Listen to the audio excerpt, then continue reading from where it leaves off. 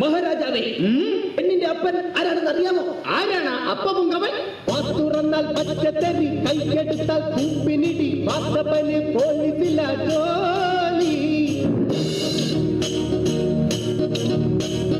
നാട്ടിലുള്ളൊരു case മൊത്തം കണ്ടവന്റെ തലയിൽ വെച്ച് കാശു വാങ്ങി കേസൊതുക്കൽ ഹോബി. വാശിയുള്ള രേമ, വിശയുള്ള കേമൻ, അക്കിയെടുത്തറിഞ്ഞാൽ വെറുപടക്കാടില്ല. ഒപ്പില്ലെന്ന് ദേഷ്യം വന്നാൽ ഉടനെ വിളി തന്നിട്ടുണ്ടല്ലോ. വാത്തുറന്നാൽ തെറി പറയും, നോക്കു ചൂണ്ടി പേടിപ്പിക്കും, നോക്കി നിന്നാൽ പിട്ടുടനെ നോക്കത്തിലാക്കും. ഓഹോ, അത്രയ്ക്ക് കെങ്കേമനാണെങ്കിൽ നമ്മെ വന്ന് മുഖം കാണിക്കാൻ പറയൂ.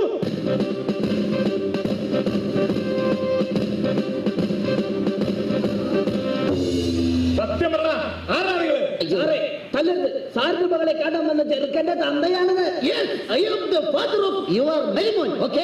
ഓഹോ, അത് ശരി. എന്റെ മകളെ കസ്റ്റഡിയിൽ എടുക്കാമെന്നാണല്ലേ? ഇങ്ങോട്ട് മാറിക്കണ. എവിടെയാടാ നിങ്ങളെ കൂടി ചെറുക്കനെ ഒളിപ്പിച്ചു വെച്ചിരിക്കുന്നത്? ചെറുക്കൻ കാറിനകത്ത് അണിഞ്ഞൊണങ്ങിയിരിക്കുകയാണ്. അണിഞ്ഞൊരുങ്ങിയിരിക്കുകയാണ്. പോയി തൊണ്ടി സഹിതം പൊക്കിക്കൊണ്ട് വേടാ. എല്ലാരും കൂടി എന്നെ പഠിപ്പിക്കണം. പോയി വിളിച്ചു വേണം. പിന്നെ എല്ലാരോടും കൂടി ഒരു കാര്യം പറഞ്ഞേക്കാം. എന്റെ മകളെ മര്യാദക്ക് നോക്കിയില്ലെങ്കിൽ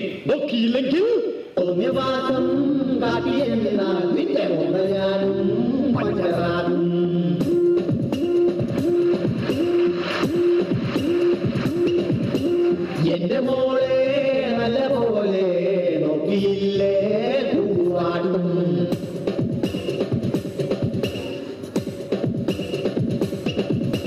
ലോകപ്പിൽ കൊണ്ടുപോയി മേക്കപ്പ് അഴിച്ചു വെച്ച് മുട്ടൻകിടിയിടിക്കും ഞാൻ. നട്ടല്ലിൽ സെന്ററിലെ മർമ്മത്തിലാത്തി കൊണ്ട് അഞ്ചെട്ട് കുത്തുകുത്തും ഞാൻ.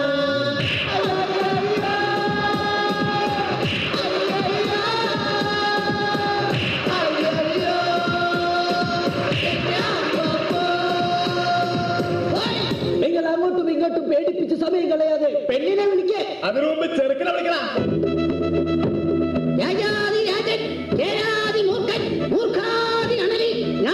മഹാരാജാവിന്റെ ജീവന്തപുത്രൻ വട്ടുണ്ണിക്കുമാരൻ ഇതാ എഴുന്നള്ളുന്നേ.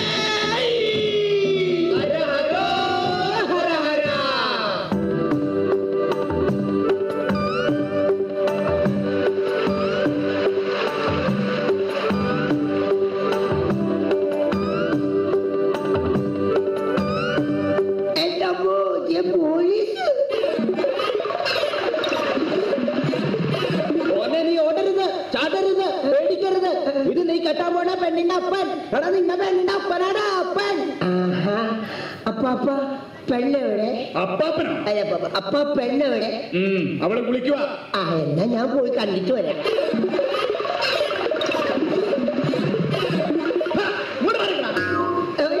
തൊണ്ടി സാധനം ഞാൻ നിന്നെ എത്തിക്കാൻ പോവാ. ഇനി മുതൽ നീയാണ് സൂക്ഷിക്കേണ്ടത്. മനസ്സിലാവണേ? മോളെ നോക്ക പിന്നെ ഇറക്കി വിടേ.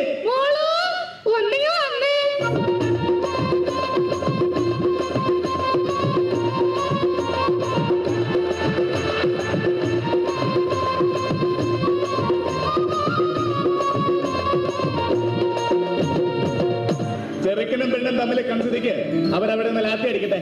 നമുക്ക് അപ്പുറത്ത് പോയി ലാത്തി ചാർജ് നടത്താം.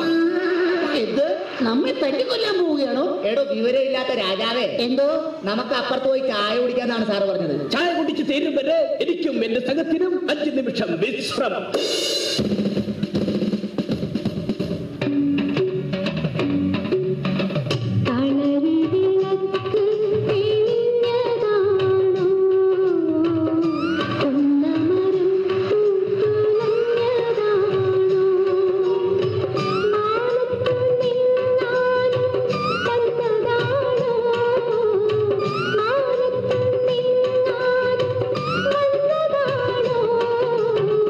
കുന്നത്തു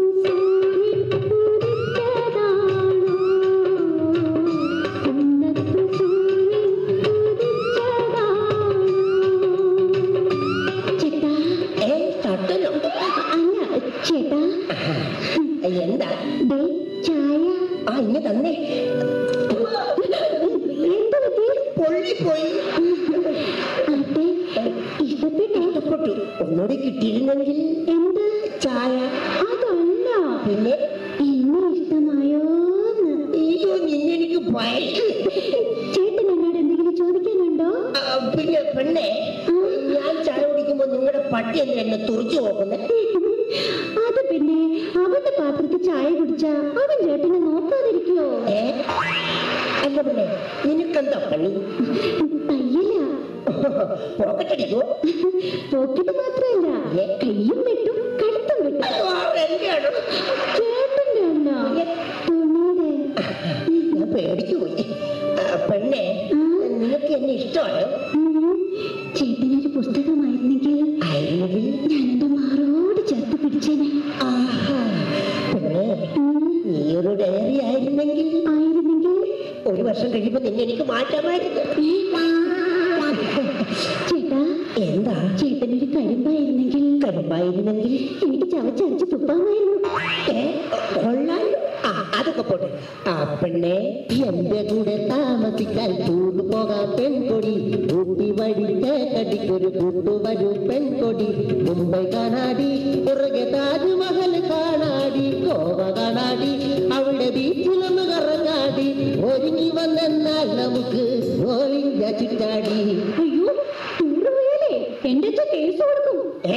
ഞാൻ കെട്ടുന്ന പെണ്ണിനെ കൊണ്ട് ടൂറ് പോകുന്നതിന് നിന്റെ അച്ഛനെന്തിനാ കേസ് കൊടുക്കുന്നത്? ഇതിന്ന് അറിഞ്ഞിട്ട് തന്നെ കാര്യം. പോലീസുകാരൻ എടാ ഊണല്ലേ ഇവിടെ വേണം.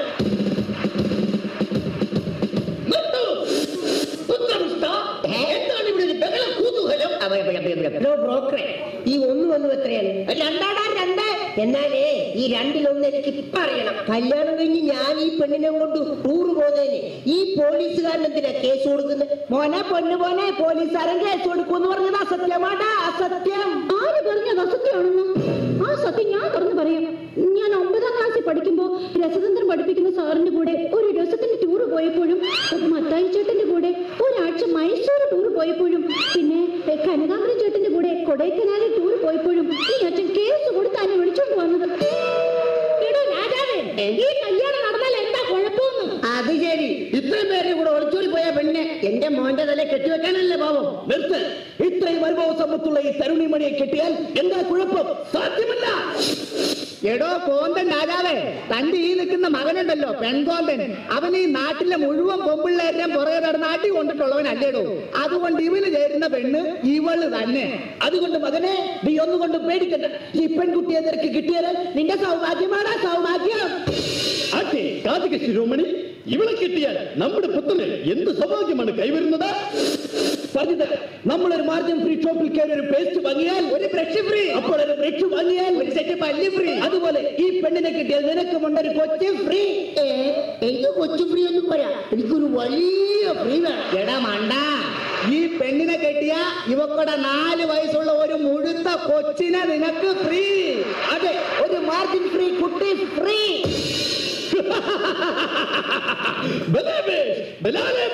നാം സന്തുഷ്ടനായി.